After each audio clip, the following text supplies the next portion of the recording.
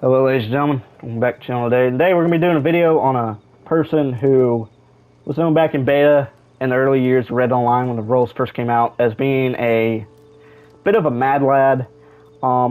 He was a crew leader back in beta in the early years. He was known for mainly doing infinite sail glitch with the trader wagon, duping cougars and pelts, and just fighting PvP in general in Red Online.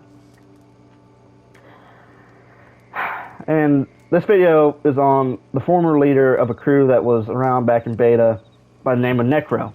And if you don't know who this person is, well, you probably weren't an OG, you don't know who he is really. I'm going to inform you. He's called Foggy Zebra. And Foggy was a good friend of mine. I met him back in beta by helping him do bison pelts. Because bison pelts used to go for like $15 back in beta when they got sail nerfed. And I met him through a friend named Josie. Well, Foggy was a Canadian. And he was a weed salesman. You know, he would sell weed and stuff. You know, he worked like a dispensary at the time, I believe, or something like that. And eventually, it was originally with Necro. Necro was a small crew. It was me, Foggy, Josie, a guy by the name of Alan. There was a guy named Ricky, Kaneman. There was Mexico's Finest in Panama. And a guy by the name of Chicken. Those were like the OG members of Necro. And eventually, most of the OGs left. You know, Chicken left, Panama and Mexico left, or he just stopped playing the game. And then Ricky became his own thing, just wanted to be left alone. Alan started simping on a woman and left. And Cayman went and did his own thing too. Eventually, it was just down to me, Josie, and Foggy. And at that point, Foggy realized, hey, you know, this is like back in beta, you know. And eventually Foggy eventually got into like showdown PvP and whatnot, so eventually we wanted to be good at free roam PvP. Well, he started recruiting people and he got new members and stuff, and we would just constantly fight in free roam fights and stuff, you know. We would be fighting crews like Grim, Fatal Absolution, Hellhound Renegades, Mage, you know, KYW, the Brazilians, you know. We'd be fighting all them folk when I was in Necro. And Foggy, I'll give it to him, he was a good PvPer. I don't know if he's still alive or not. I mean, I've heard reports that he's dead or he's just hiding somewhere.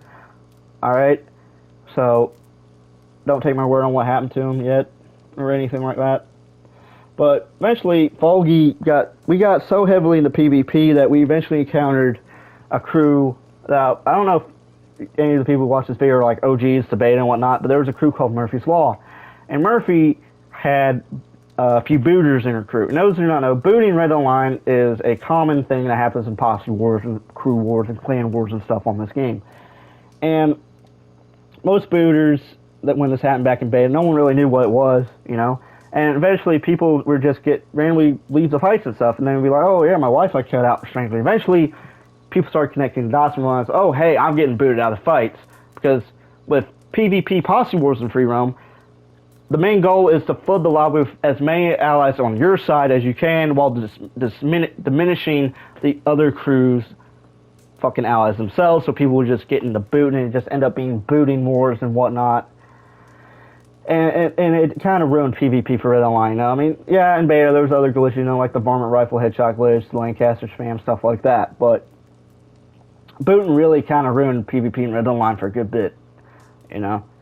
Eventually, Foggy himself, after we got in those fights with Murphy and we got booted.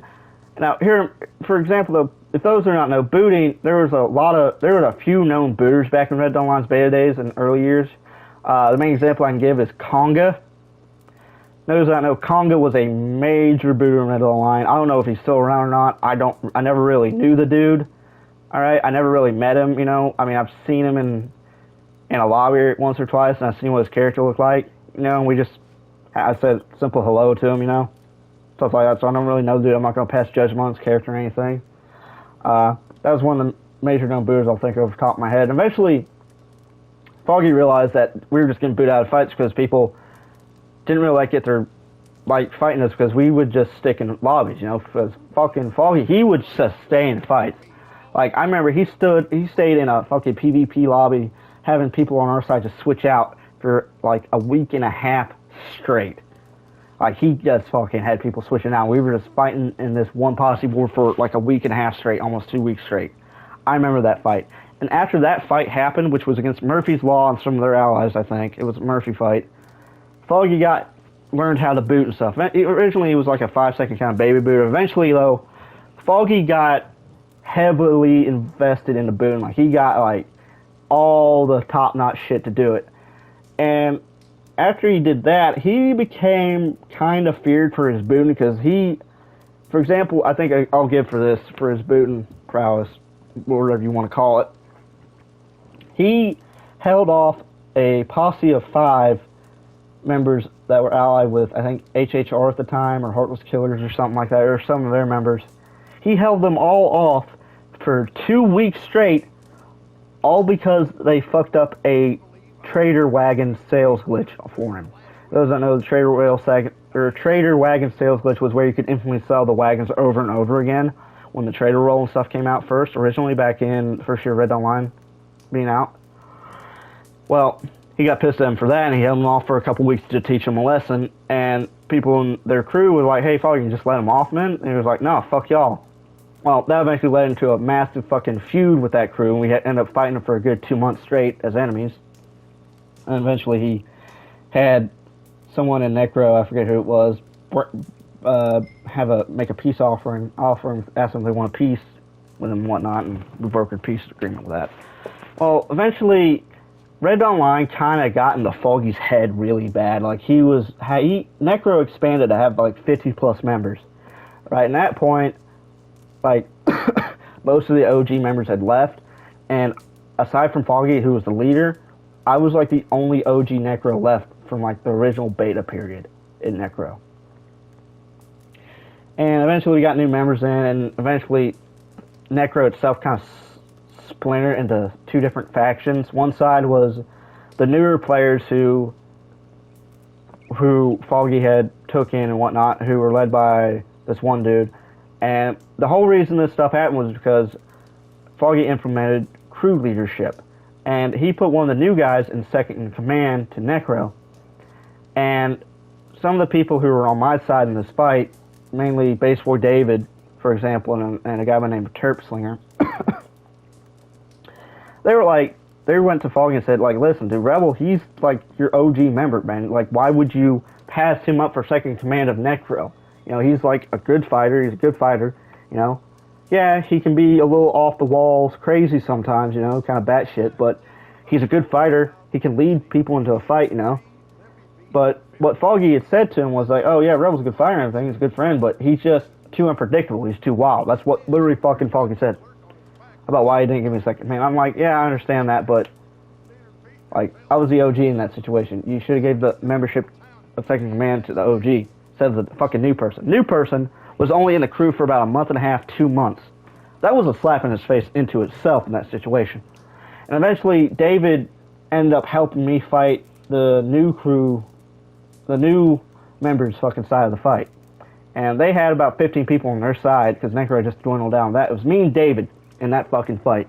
And 3 of David's friends, total of 5.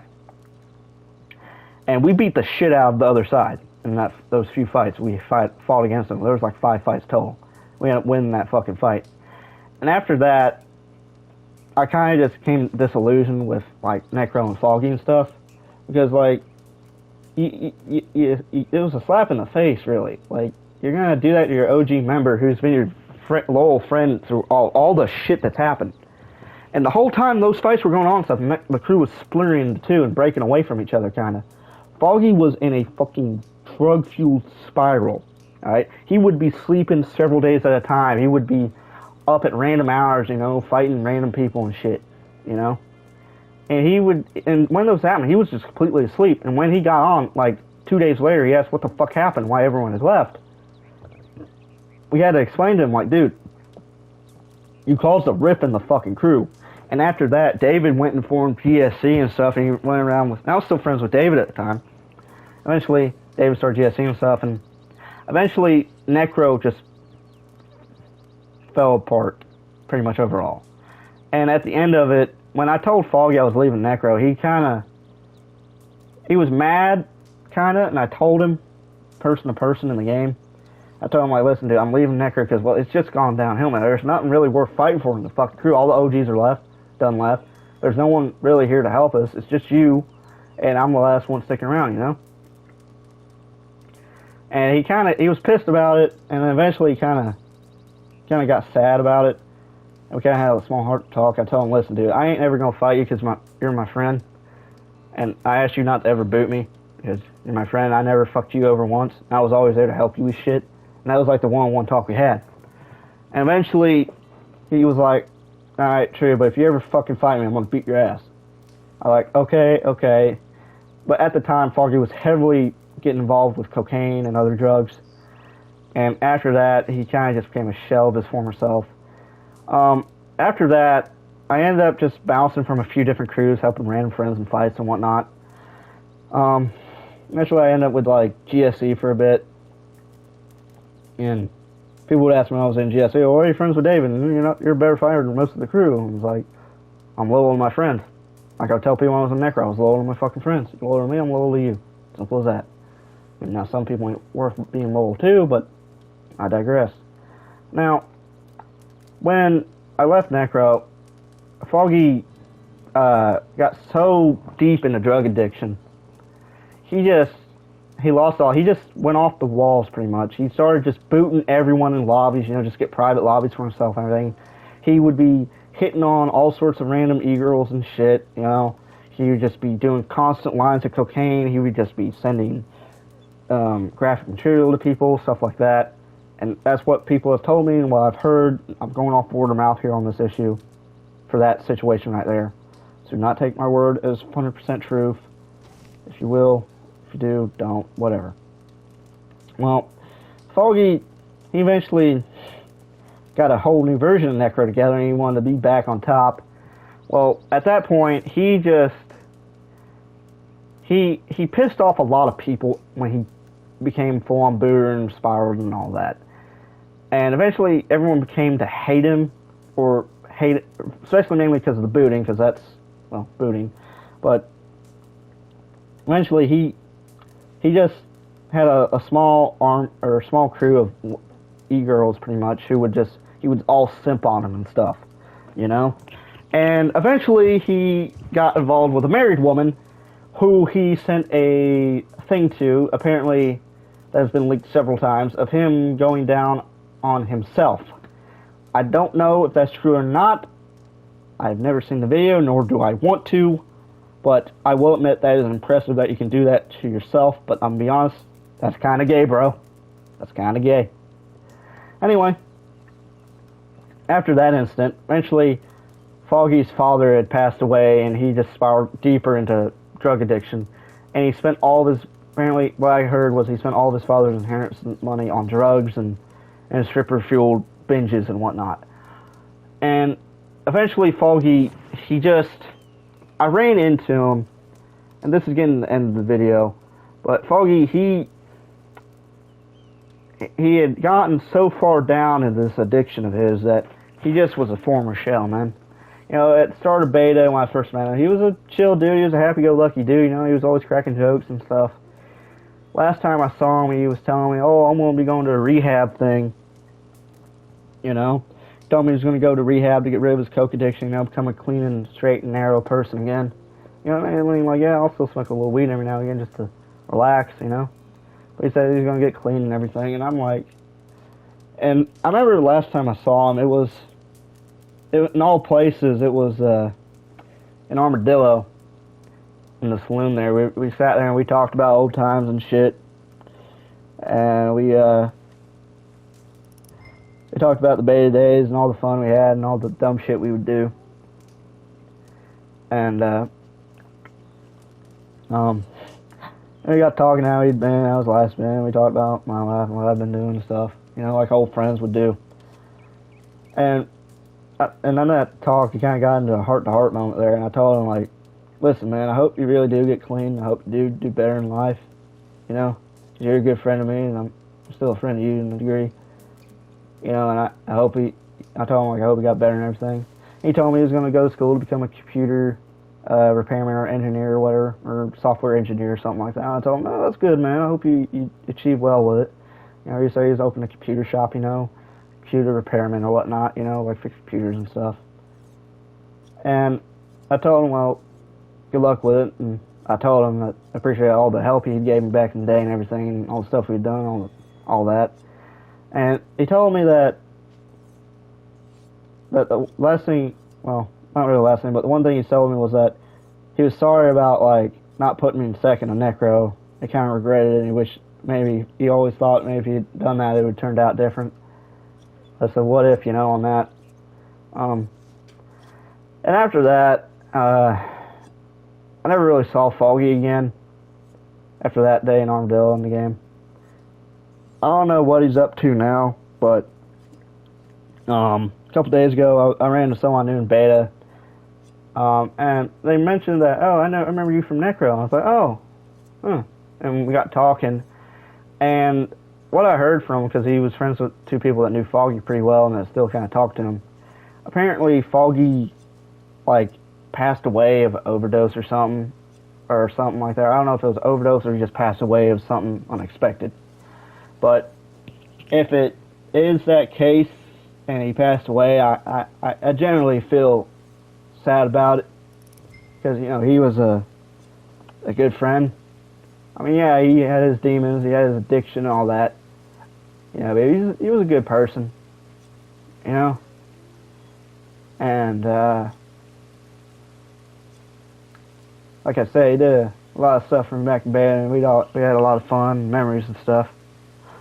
You know, but like addiction for anything, it kind of just makes you a hollow shell of your former self.